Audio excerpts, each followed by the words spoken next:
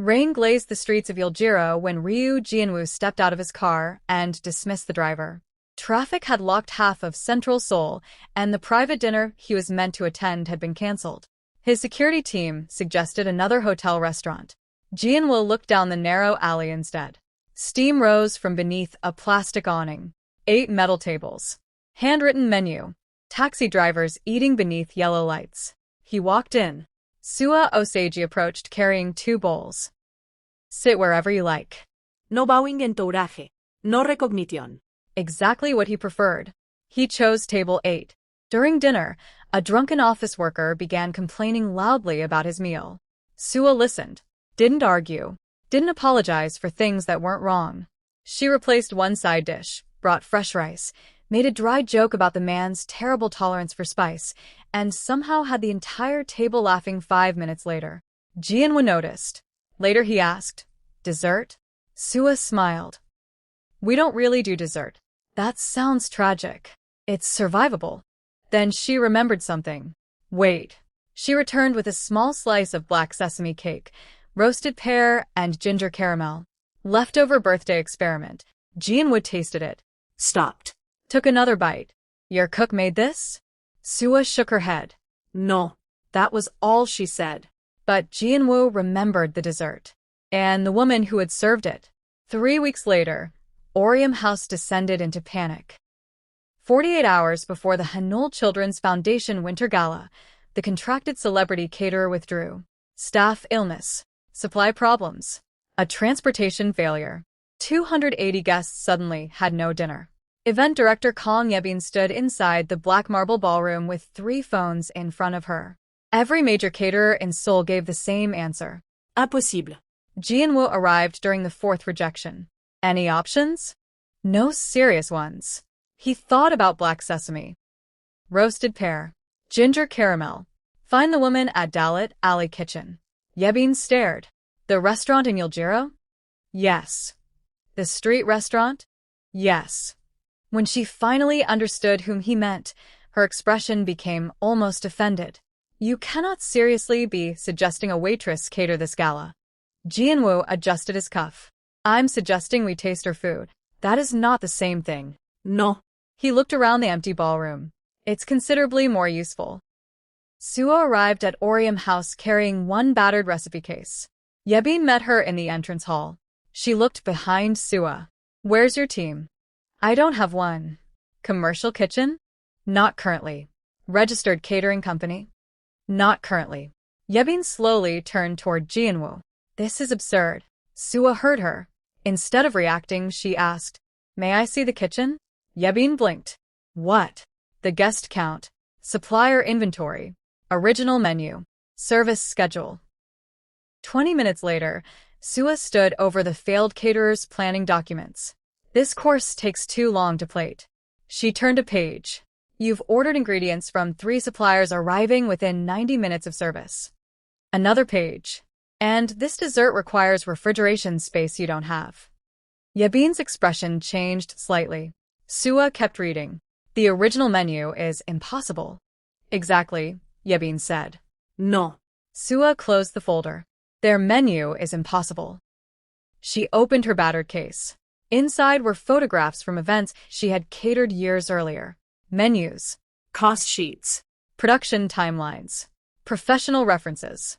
Jianwoo looked at her. You've done this before. Yes. Yebin folded her arms. Then why are you serving tables in an alley? Sua answered quietly. Because careers don't always collapse politely. The room went silent.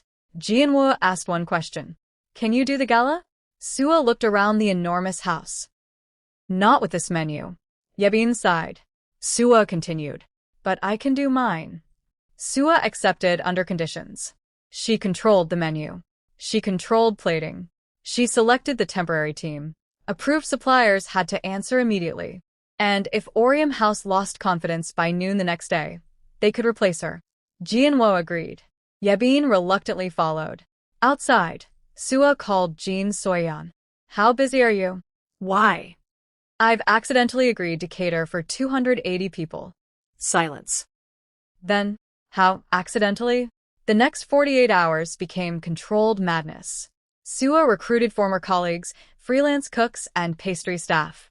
Prep schedules covered an entire wall. She cut the elaborate 7-component main course down to 4 elements, replaced a fragile seafood starter with something more stable, redesigned dessert production. Soyeon stared at the guest list. Diplomats. Yes. Actors? Yes. People who could destroy us on social media? Unfortunately. Soyeon looked at her. You're calm. No. Sua continued chopping. I'm Buse. Saturday night. Orium House transformed. Crystal chandeliers blazed over the ballroom. A string quartet played beneath the staircase. 280 guests filled candlelit tables overlooking Seoul. Inside the kitchen, Sua wore white chef's clothes for the first time in years. A server recognized her. Aren't you from Daldat Alley? Sua smiled. Tonight, no. The first course went out. Plates returned clean. Then the second. Then the third. Conversation in the ballroom changed. Guests stopped discussing the foundation long enough to ask about dinner. At the head table, Jianwoo noticed. So did Yabin. Then disaster struck. The main course warming system failed. 280 plates depended on it. Soyeon stared at the dead control panel. We're finished. No. Sua scanned the kitchen. Move the vegetable course forward. That's fourth. Now it's third. She redirected half the team, converted the ovens, changed plate sequence, and delayed the main course without the ballroom realizing anything had gone wrong. 90 seconds. That was all it took her to rebuild the service. Jianwoo watched through the open service corridor. The food had impressed him. But this was different. Chaos had entered her kitchen, and somehow left looking organized. Yebin stood beside him. I may have misjudged her. Jianwoo looked towards Sua, directing 40 people at once. No. Yebin frowned. He replied calmly. You simply judged too early. Inside the kitchen, Sua checked the clock. 5 courses, nearly complete. Only dessert remained. The same dessert that had brought Jianwoo into her life in the first place. And this time, she had made enough for 280 people. The final plates left the kitchen at 10:17 p.m. Black sesame gâteau, roasted Korean pear, ginger caramel, a delicate honey crisp. Sua stood at the pass checking every plate. Soyeon nudged her. You've been frightening people for 48 hours, and this is what makes you nervous? Dessert matters. Why? Sua glanced toward the ballroom. Because people remember the last thing you give them. At the head table, Jianwoo took his first bite. He recognized it immediately. Not identical to the dessert from Dallat Alley. Better. More refined. But beneath the elegance were the same flavors. Then the roasted pear registered. For a moment, the ballroom disappeared. His mother had loved roasted pears. Every winter, regardless of how elaborate the household dinners became, she requested them. Jianwoo looked across the room. Sua was standing near the service doors. Their eyes met. He lifted his spoon slightly. Nothing dramatic. Just acknowledgement. Sua smiled. By midnight, the gala had broken its fundraising record. But another question was moving through the ballroom. Who catered dinner? For the first time in years, the answer was Sua's name. By Monday morning, Sua's phone wouldn't stop ringing. Hotels, private clubs, luxury event companies. One major hospitality group offered her a senior catering position with a salary large enough to erase her remaining debt. She declined. Jianwoo heard about it. You turned them down? They were having coffee near Orium House. Yes. Why? They wanted me to run somebody else's department. That's usually what employment means. She gave him a look. I've spent enough years building things with other people's names attached. What do you want? Sua didn't hesitate. My name on the invoice. Jianwoo smiled. That was the Sua he remembered from the kitchen. He didn't offer to buy her company. Instead, he introduced her to landlords, suppliers, and a commercial kitchen consultant. She negotiated every contract herself. 6 months later, SAE table opened. 1 kitchen. 1 tasting room. 1 tiny office. Soyeon stood inside the doorway. This is small. Sua smiled. It's mine. Jianwoo became SAE table's most irritating client. At least, according to Sua. You cannot book an 8-person dinner and then bring 11 people. They were unexpected. You own several companies. Learn to count. He stared at her. Nobody spoke to him like that, which was increasingly why he kept coming back. Business dinners became conversations after service. Conversations became late-night walks.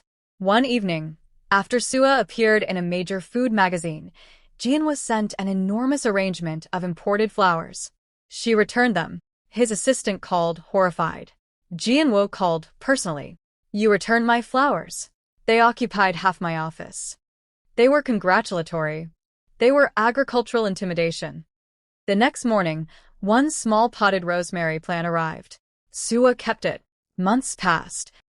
Jianwu learned she drank tea when anxious and reorganized kitchen drawers when angry. Sua learned he hated large birthday celebrations, loved old jazz records, and visited the foundation alone every year on his mother's birthday. Neither announced when friendship became something else. They simply stopped pretending it hadn't.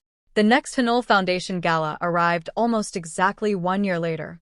This time, nobody questioned the caterer. SAE table had been booked months earlier. Sua arrived at Orium House with 28 trained staff, wearing uniforms carrying her company's name. Yebin greeted her personally. Chef was agi. Sua stopped. That's new. Yebin smiled. I learned slowly. Better than never. The evening ran flawlessly. No emergency substitutions. No failed equipment. No frantic calls. And for dessert, Sua recreated the dish that had started everything. Black sesame, roasted pear, ginger caramel. When service ended, Jianwu entered the kitchen. I need 2 more. Sua frowned. We served everyone. They're not for everyone. For whom? Us. She studied his expression. Something was different, but she prepared them anyway. Near midnight, the final guests departed. Staff cleared the ballroom. The quartet packed away their instruments. Hundreds of candles became dozens. Then only a few. One table remained beside the enormous windows overlooking the Han River. Sua sat opposite Jianwu. Between them were 2 dessert plates. She took the final spoonful. You've been unusually quiet. I'm thinking. That usually costs somebody money. Not tonight. Jianwu stood. Sua watched him walk around the table. What are you doing? He stopped beside her, then reached inside his jacket. Her smile disappeared. Jianwu. He lowered himself onto one knee. For once, Sua Oseiji had absolutely nothing to say. He opened a small ring box. That first night in Yulgiro, I thought I discovered an excellent dessert. Sua laughed nervously. You did. I was wrong.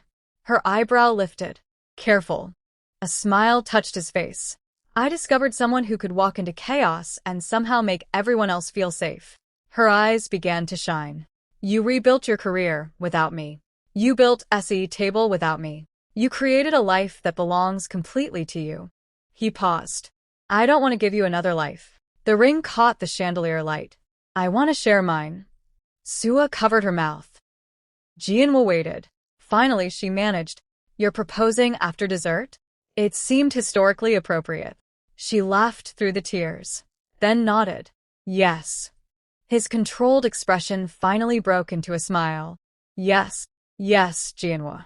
He slipped the ring onto her finger. A year earlier, people in this same mansion had whispered that a street waitress couldn't possibly cater their gala. They had seen an apron and assumed they understood the woman wearing it.